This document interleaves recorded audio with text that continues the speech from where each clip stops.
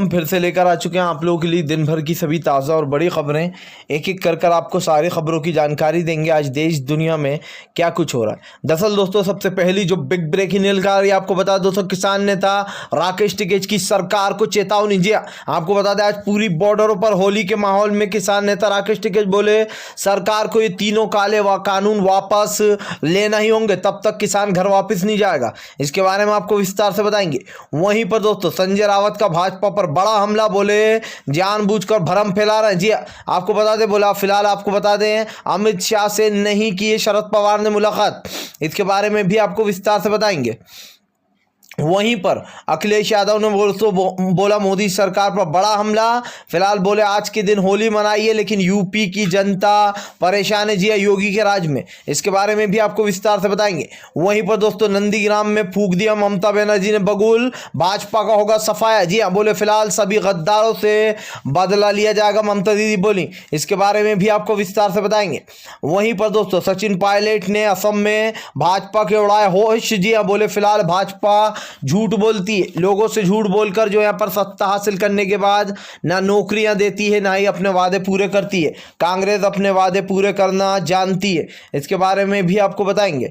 वहीं पर अगली बिग ब्रेकिंग में हम आपको बताएंगे दोस्तों, बंगाल में हिंदू मुस्लिम एक भाजपा की बड़ी मुसीबत। जी हाँ दोस्तों जो बांटो नीति होती है वो बंगाल में काम नहीं आ रही है बीजेपी की, वहां पर हिंदू मुसलमान सब एक, इसके बारे में भी आपको बताएंगे। वहीं पर अगली बिग ब्रेकिंग में हम आपको बताएंगे दोस्तों, दरअसल आपको बताया दोस्तों कांग्रेस की जो है यहाँ पर 2021 की अभी से ही तैयारियां शुरू कर दी। दरअसल यूपी के चुनाव को लेकर दोस्तों कांग्रेस ने एक बार फिर से कमर कस ली, यानी कि भाजपा का पूर्णतः सफाया होगा, इसके बारे में भी आपको विस्तार से बताएंगे। तो सारी खबरें एक एक कर देंगे। फिलहाल खैर चलिए बढ़ते हैं सबसे पहली और सबसे बड़ी खबर की ओर। दरअसल दोस्तों आप लोग बताते हैं आज किसान जो है बॉर्डरों पर अपने परिवार से दूर मना रहे हैं होली। जी हाँ दोस्तों ये नज़ारा देखने लायक है। एक तरफ दोस्तों सारे किसान जो है वो एकजुट में एक ही बात बोलना है कि फिलहाल 4 महीने से ज़्यादा हो चुका है, किसान की बात सरकार नहीं सुन रही है। किसान अपने घर तब तक वापस नहीं जाएगा जब तक कि तीनों कृषि कानून सरकार वापस नहीं ले लेती। आपको बताया दोस्तों तीनों कृषि कानून को लेकर किसानों ने सरकार पर बड़ा हमला बोलते कहा कि फिलहाल सरकार के पास 2 ही ऑप्शन है, या तो वो इन तीनों कृषि कानून को वापस ले ले या फिर आंदोलन इसी तरीके से बढ़ता रहेगा। आपको बताया दोस्तों किसान नेता राकेश टिकैत ने कहा आज हमारे 300 किसानों की शहादत हो चुकी है, लेकिन उसके बावजूद भी ये कठोर सरकार पिघली नहीं। उनका कहना है कि फिलहाल अगर हम बना सकते हैं तो बिगाड़ भी सकते हैं। जी हाँ, यानी कि दोस्तों तीनों कृषि कानून को लेकर किसान नेता राकेश टिकैत ने सीधी चेतावनी दे डाली है सरकार को कि फिलहाल अगर किसानों की सुनी नहीं गई तो इसका अंजाम सरकार भुगतेगी। फिलहाल खैर चलिए हम बढ़ते हैं अगली बिग ब्रेकिंग की तरफ। बता दोस्तों अगली जो बड़ी खबर निकल कर आ रही है, नंदीग्राम में ममता बनर्जी का भाजपा पर बड़ा हमला। जी आपको बता दोस्तों आज नंदीग्राम में ममता बनर्जी की पैदल रैली में ममता बनर्जी ने बोला भाजपा पर बड़ा हमला, बोले फिलहाल बंगाल को गुजरात बनाने वाले। जी लेकिन फिलहाल बंगाल को गुजरात नहीं बनने देंगे, दूसरे गुजरात में तब्दील नहीं होने देंगे। भाजपा वालों का जमकर विरोध किया जाएगा। आपको बताया दोस्तों भाजपाइयों का भयंकर तरीके से विरोध किया जा रहा है, जहां एक तरफ जो यहां पर बंगालियों ने बड़ा हमला बोल दिया कि फिलहाल इस केंद्र की सरकार मोदी सरकार को यहां पर सत्ता में नहीं आने देंगे, वहीं दूसरी तरफ दोस्तों अकेली ममता बनर्जी बीजेपी की सरकार पर भारी पड़ती हुई नजर आ रही है। आपको बताया दोस्तों ममता बनर्जी ने कहा कि फिलहाल भाजपा की सरकार बांटो नीति अपनाती है। जी हाँ, हिंदू मुसलमान के झगड़े कराकर अपनी सत्ता बचाती है, लेकिन फिलहाल हम अपने बंगाल को अशांत नहीं होने देंगे। जी हाँ, जिन बांग्लादेशियों को घुसपैठिया बताते हैं मोदी जी आज उसी बांग्लादेश में जाकर जानबूझकर प्रचार कर रहे हैं। जी हाँ प्रचार कर रहा है और ममता बनर्जी के नाम पर बड़े बड़े आरोप भी लगा रहे हैं, जिसको लेकर सरकार ने ही घेर लिया। फिलहाल खैर चलिए हम बढ़ते हैं अगली बिग ब्रेकिंग की तरफ। बता दोस्तों अगली जो बड़ी खबर निकल कर आ रही, फिलहाल आपको बता दें जबरदस्त तरीके सत्ता से बाहर हो गई असम से भाजपा की सरकार। जी दरअसल दोस्तों आपको बताया सचिन पायलट ने बोला मोदी सरकार पर बड़ा हमला, बोले भाजपा की सरकार जो वादे करती है वो कभी भी नहीं निभाती है। जी हाँ हम वादे निभाते हैं। दरअसल दोस्तों आपको बता दें बीजेपी के लोगों के ऊपर अब एक तरीके से सचिन पायलट का जो गुस्सा है वो फूटता चला जा रहा है। सचिन पायलट ने कहा कि फिलहाल बीजेपी लोगों को झूठ बोलती है और यहाँ पर जो वादे करके जाती है वो निभाती नहीं है। जी हाँ, इन आरएसएस और बीजेपी के लोगों की बातों में बिल्कुल ना है। और इसी तरीके से जो यहाँ पर अब सत्ता परिवर्तन होने जा रहा है असम में। आपको पता है दोस्तों, माना जा रहा है कि फिलहाल अब की बार असम में पूर्ण बहुमत के साथ कांग्रेस की वापसी हो रही है। जी हाँ, फिलहाल खैर चलिए हम बढ़ते हैं और अगली बिग ब्रेकिंग की तरफ। बता दोस्तों अगली जो बड़ी खबर निकल के आ रही है, फिलहाल बंगाल में हिंदू मुस्लिम हुए एक, भाजपा की जल गई। जी हाँ, दरअसल दोस्तों आपको बता दें, बंगाल में हिंदू मुसलमान एक होने से भाजपा की मुश्किलें बढ़ती जा रही हैं। फिलहाल ये लोग हमेशा बांटो नीति अपनाते हैं, हिंदू मुसलमान को वोट बांट कर ये लोग अपना फायदा देखते हैं। लेकिन दोस्तों अब की बार लगता है भाजपा का भयंकर तरीके से विरोध हो रहा है। आपको बताया दोस्तों लगातार बीजेपी के लोगों का घेराव किया जा रहा है, जिसको लेकर अब बीजेपी बुरी तरीके से घिरती हुई नजर आ रही है। जहां एक तरफ बीजेपी के लोगों को दोस्तों दौड़ा दौड़ा कर गांव गली कूचों में मारा जा रहा है, तो वहीं दूसरी तरफ आपको बता दें अब बंगाल में बीजेपी को बायकॉट करने का पीड़ा उठा लिया लोगों ने।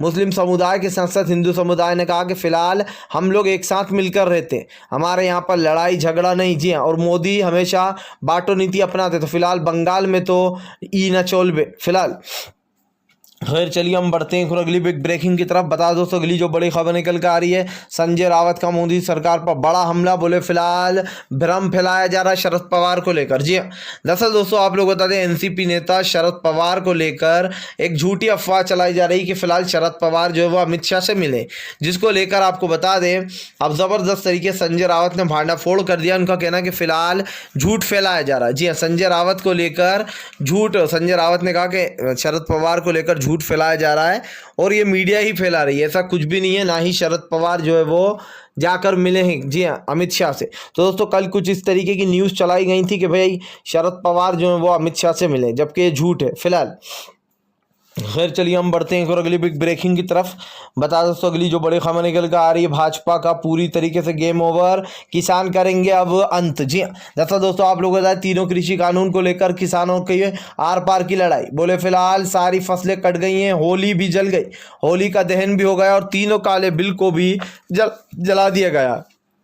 अब इसके साथ दोस्तों किसानों ने बड़ा हल्ला बोलते हुए कहा कि फिलहाल अब भाजपा का अंत तय है। जी हाँ, आपको बताया दोस्तों तीनों कृषि कानून को लेकर सरकार के खिलाफ मोर्चा खोल दिया। जहां एक तरफ मोदी सरकार के खिलाफ किसानों का कहना है कि अब मोदी का अंत तय है। अब अगर ये सरकार किसानों की नहीं सुनेगी तो फिर देश की जनता की क्या ही सुनेगी। किसानों के कहना आज हमारे बैठे हुए 4 महीने हो चुके, लेकिन फिलहाल सरकार के कान पर जू तक नहीं रेंग रही है। और ऐसे में अब किसानों ने एक बड़ा फैसला लेते हुए कहा है कि फिलहाल अब इस सरकार को वोट नहीं दिया जाएगा। अब की बारी दोस्तों सत्ता से बाहरी, जी अब की बारी सत्ता से बाहरी बीजेपी की सरकार। आपको बता दें जबरदस्त तरीके से बीजेपी को घेरने का काम कर रहा है किसान नेता राकेश टिकैत ने। तो यहां तक कह दिया कि यह आंदोलन सर्दी तक चलेगा।